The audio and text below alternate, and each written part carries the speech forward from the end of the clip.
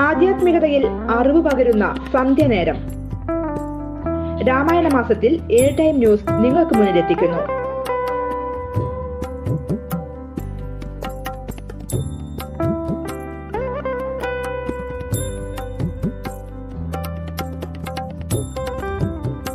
ഓരോ ഹൈന്ദവ വിശ്വാസികളും അറിഞ്ഞിരിക്കേണ്ടതും ജീവിതത്തിൽ പ്രാവർത്തികമാക്കേണ്ടതുമായ സന്ധ്യാനേരം വൈകിട്ട് 6:30.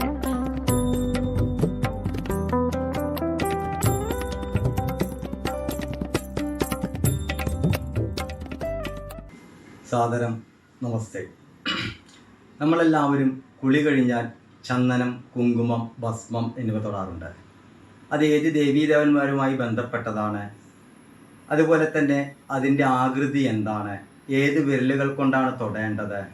എന്താണ് ഈ ചന്ദനം, കുങ്കുമം, ഭസ്മം ധരിച്ചാലുള്ള ഗുണങ്ങൾ എന്നിവയാണ് ഇന്നത്തെ വിഷയം.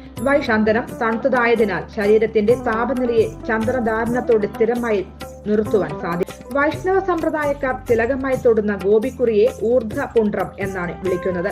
വൈഷ്ണവാഗമ പ്രകാരം മണ്ണുകൊണ്ട് ഊർധ്വപുണ്ഡ്രം ധരിക്കുന്നു. നദി, പർവ്വതശിഖരം, തുളസി, സർപ്പപ്പുറ്റ്, ശിവക്ഷേത്രം എന്നിവിടങ്ങളിലെ മണ്ണാണ് ഇതിനായി ഉപയോഗിക്കുന്നത്. വെളുത്ത മണ്ണ് ധർമ്മവും, മഞ്ഞ ഐശ്വര്യവും, ചുവപ്പ് വശ്യവും, കറുത്ത മണ്ണ് ശക്തിയും പ്രദാനം ചെയ്യുന്നു.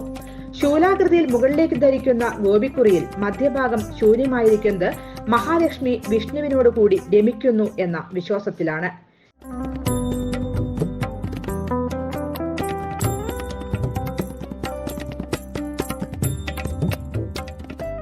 കൂടുതൽ വാർത്തകൾക്ക് ഞങ്ങളുടെ ചാനൽ സബ്സ്ക്രൈബ് ചെയ്യുക, ഫേസ്ബുക്ക് ഫോളോ ചെയ്യുക. വാർത്തകൾ വേഗത്തിലറിയാൻ എനി ടൈം ന്യൂസ്.